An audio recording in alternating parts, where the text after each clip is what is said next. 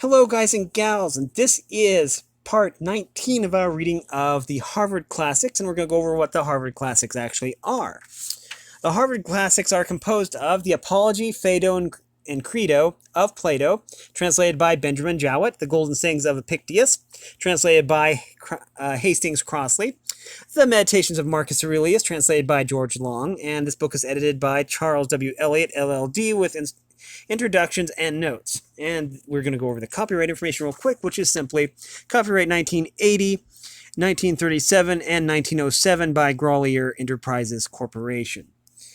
Anyways, we have been reading the Golden Sayings of Epictetus, and we made it to number 108. And I'm not sure exactly how many are left, but I know there are quite a few here. It's to the point where I don't really know my Roman numerals, so I'm just basically guessing here. Anyways, we had made it to 108, and that's the one we are going to read right now. We must approach this matter in a different way. It is great and mystical. It is no common thing, not given to every man. Wisdom alone, it may be, will not suffice for the care of youth. A man needs also a certain measure of readiness, an aptitude for the office, and certain bodily qualities, and above all, to be counseled of God himself to undertake this power, even as he counseled Socrates to fill the post of one who confuses error, assigning to Diogenes the royal office of high reproof, and to Zeno that of positive instruction. Whereas you will fain set upon the physician, provided with nothing but drugs. Where and how they should be applied, you neither know nor care. Okay. Diogenes was the well-known Cynic philosopher, and Zeno, Z-E-N-O, was founder of the Stoic school of philosophy, just so you know.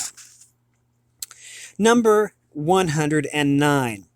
If what charms you is nothing but abstract principles, sit down and turn them over quietly in your mind, but never dub yourself a philosopher, nor suffer others to call you so. Say rather, he is in error, for my desires, my impulses are unaltered. I give in my adhesion to what I did before, nor has my mode of dealing with the things of sense undergone any change. Number 110. When a friend inclined to cynic views asked Epictetus what sort of person a true cynic should be, requesting a general sketch of the system, he answered, "We will consider that at leisure. At present I content myself with saying this much. If a man put his hand to so weighty a matter without God, the wrath of God abides upon him, and with that which he covets will but bring unto him public shame. Not even on finding himself in a well-ordered house does a man step forward and say to himself, I must be master here. Else the lord of that house takes notice of it, and seeing him insolently giving orders, drags him forth and chastises him. So it is also in that great city, the world. Here also is there a lord of the house, who orders all things. Thou art the sun, in thine orbit thou hast power to make the year and the seasons, to bid the fruits of the earth grow and increase, the winds arise and fall. Thus thou canst in due measure cherish with thy warmth the frames of men. Go make thy circuit, and thus minister upon all, from the greatest to the least. Thou canst lead a host against Troy, be Agamemnon.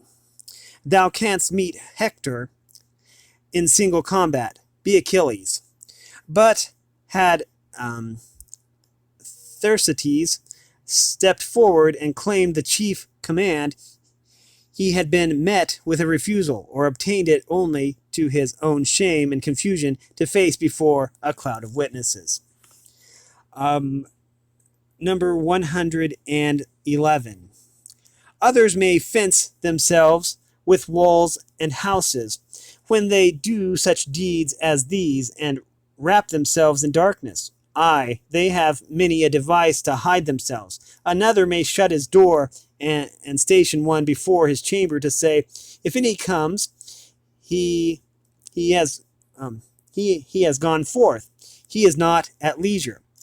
But the true cynic will have none of these things. Instead of them, he must wrap himself in modesty, else he will bring himself to shame, naked and under the open sky.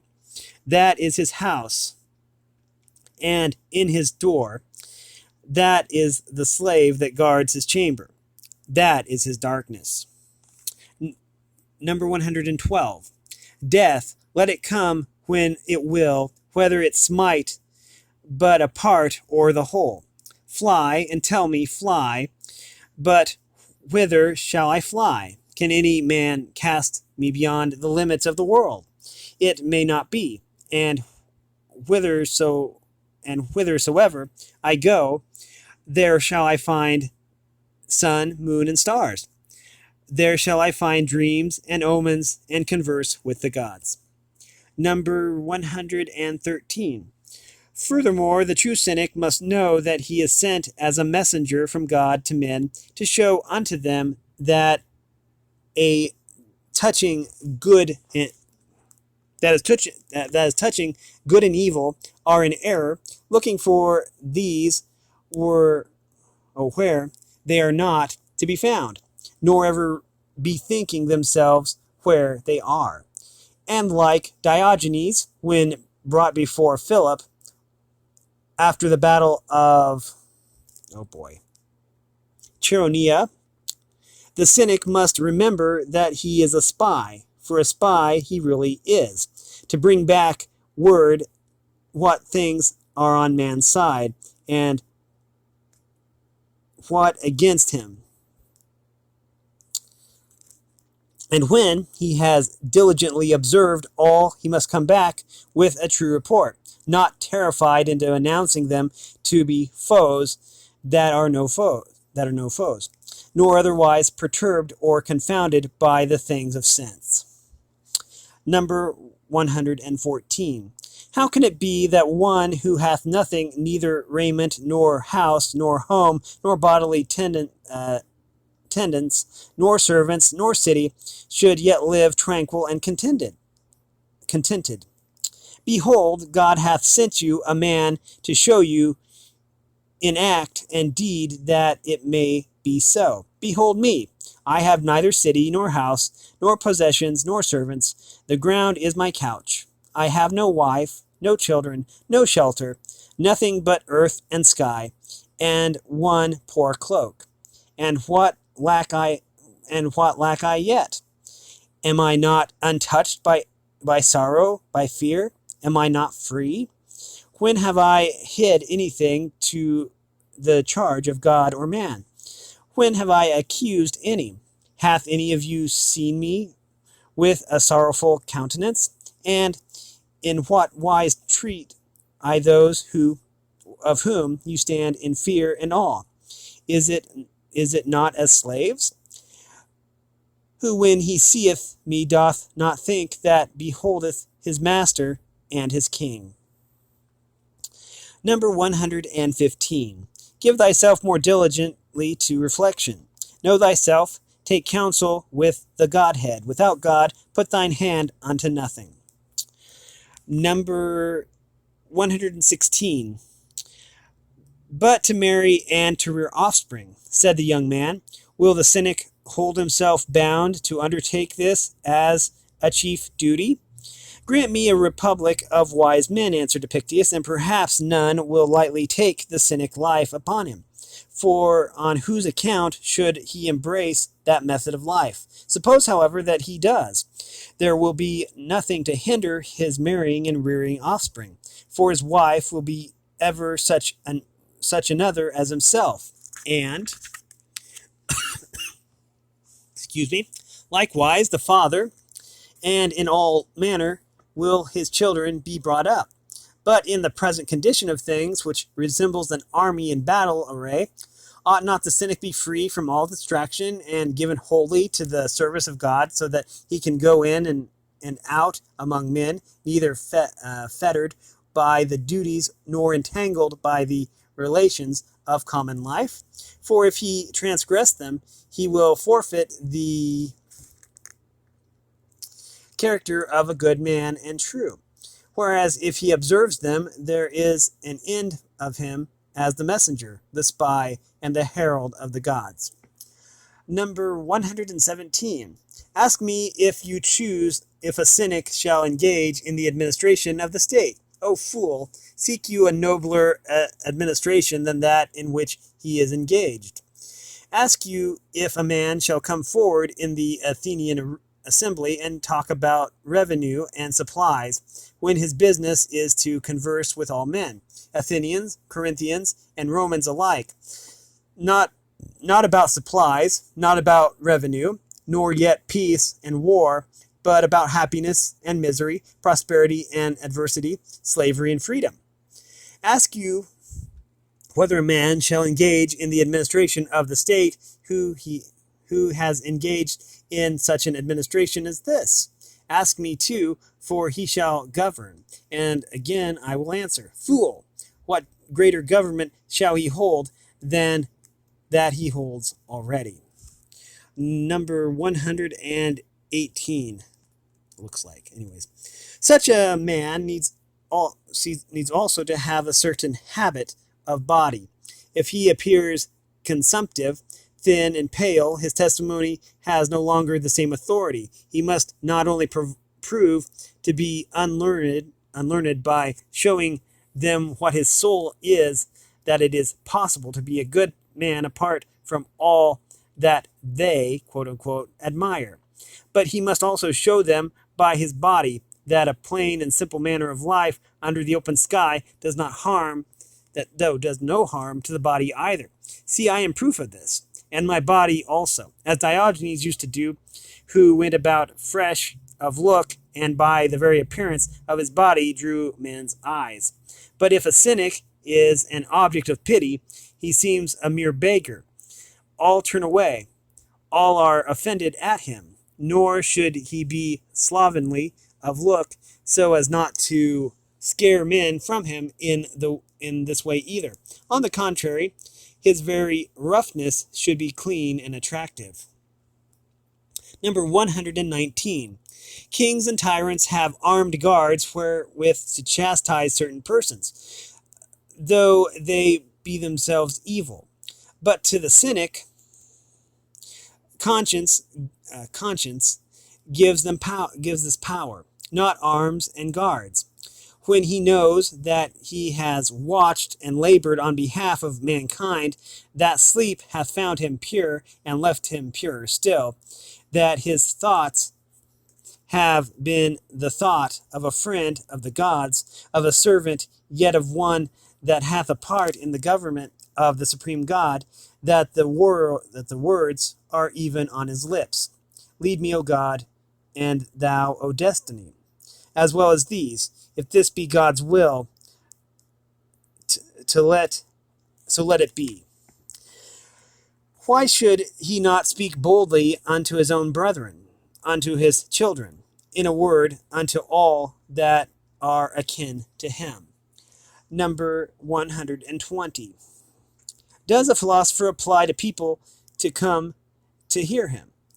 Does he not rather, of his own nature, attract those that will be benefited by him, like the sun that warms the food, the sun that warms the food that sustains them? What physician applies to men to come and to be healed? Though indeed I hear that the physicians of Rome do nowadays apply for patients. In my time they were applied to. I apply to you to come and hear that you are in evil case. That what deserves your attention most is the last thing to gain it, that you know not good from evil, and are in short a hapless wretch. A fine way to apply. though unless the words of the philosopher affect you, thus speaker and speech are alike dead. Number 121. A philosopher's school in a surgery, pain, not pleasure, you should have felt therein. For on entering none of you is whole. One has a shoulder out of joint, another an abscess, a third suffers from an issue, a fourth from pains in the head. And am I then to sit down and treat you to pretty sentiments and empty flourishes, so that you may applaud me and depart, with neither shoulder nor head nor issue nor abscess, a whit the better for your visit? Is it then for this that young men are to quit their homes and leave parents, friends, kinsmen, and substance, to mouth out brave to your empty phrases? Number 122. If any be unhappy, let him remember that he is unhappy by reason of himself alone. For God hath made all men to enjoy felicity and constancy of good. Number 123. Shall we never wean ourselves? Shall we never heed the teachings of philosophy, unless perchance they have been sounded in our ears like an enchanter's drone? This world is one great city, and one in the substance whereof it is fashioned. A certain period, indeed, there needs must be, while these give place to those. Some must perish for others to succeed. Some move and some abide, yet all in full of friends. First God, then men, whom nature hath bound by ties of kindred with each other. Each to each. Okay.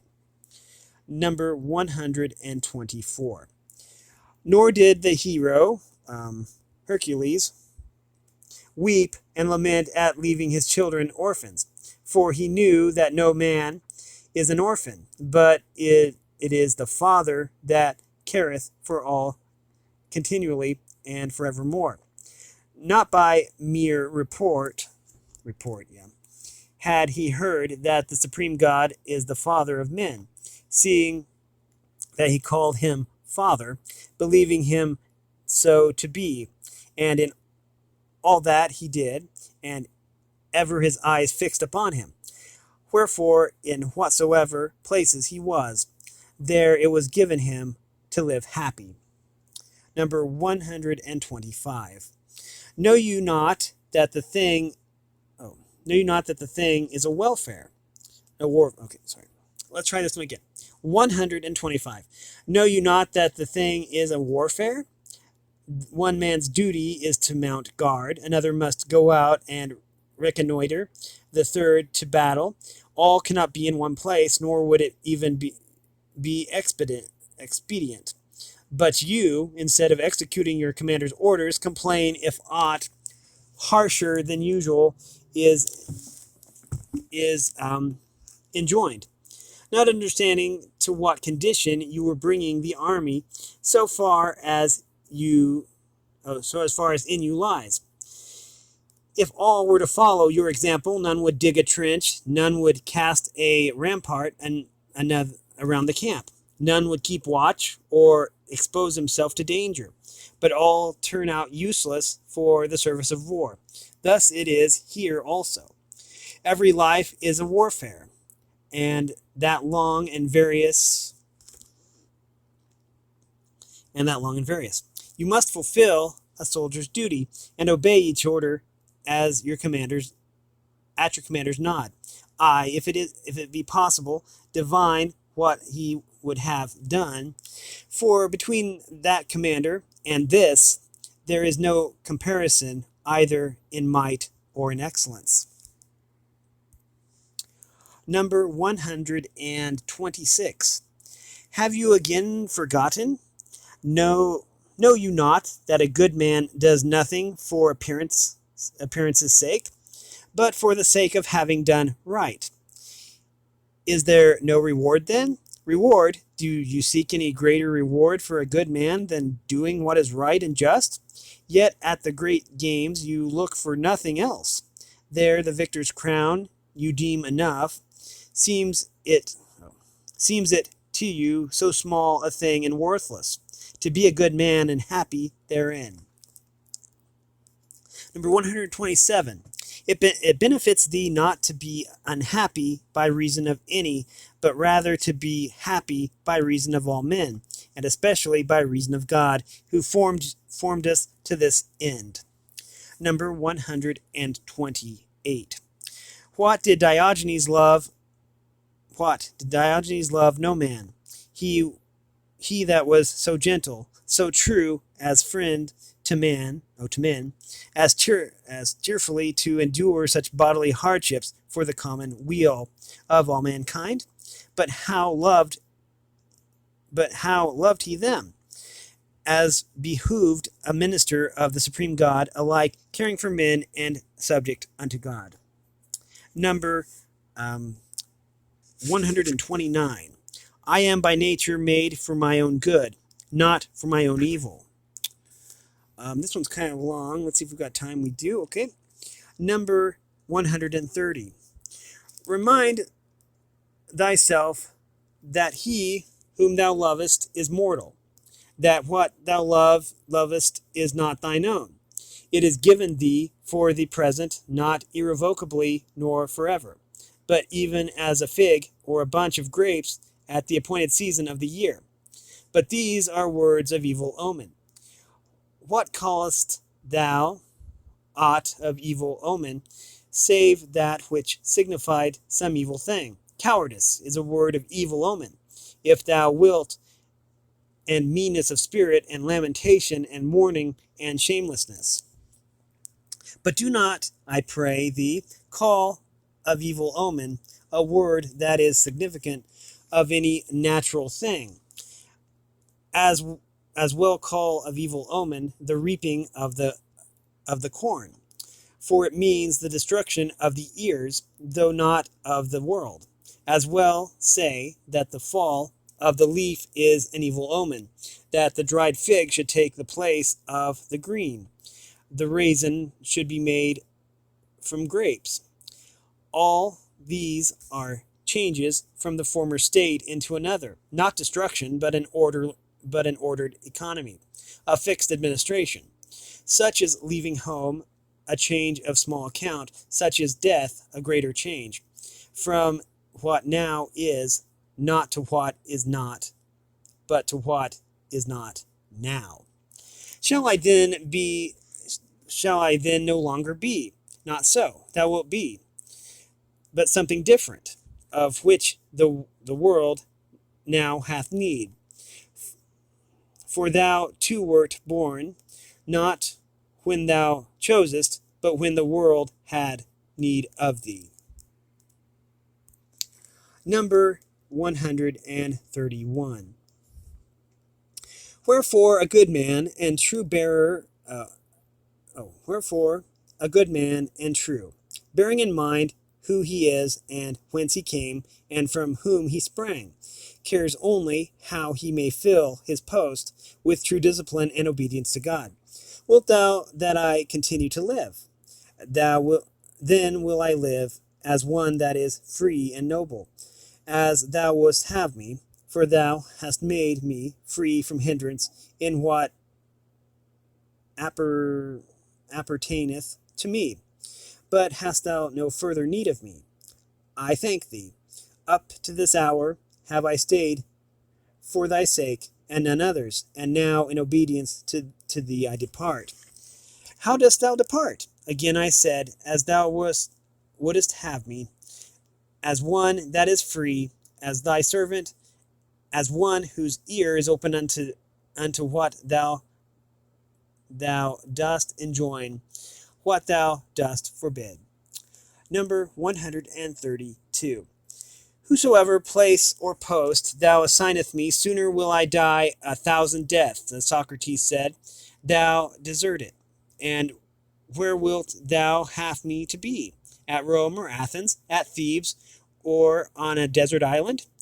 Only remember me there. Shouldst thou send me where man cannot live, as nature would have him. I will depart not in disobedience to thee, but as though thou wert sounding the signal for my retreat. I am not deserting thee. Far be that from me. I only perceive that thou needest me no longer. We'll read one more. Number 133. If you are in Gyros, do not let your mind dwell upon life at Rome and all the pleasures it offered to you when living there, and all that would attend your return. Rather be intent on this, how he that lives in Gyros may live in Gyros like a man of spirit. And if you are at Rome, do not let your mind dwell upon the life at Athens, but study only how to live at Rome. Finally, in the room of all other pleasures, put this, the pleasure which springs from conscious obedience to God. We are ready for, write this down real quick.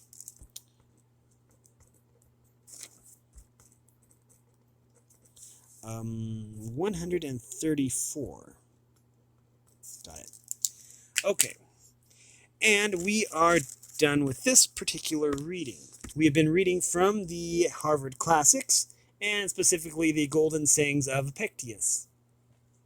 If you like this content, make sure you like and subscribe, and ring the bell so you know when I upload. Also, want to support me in any way, if you want to join the Discord server, all the information will be in the description below. And as always, thanks for watching, everyone, and have a great day.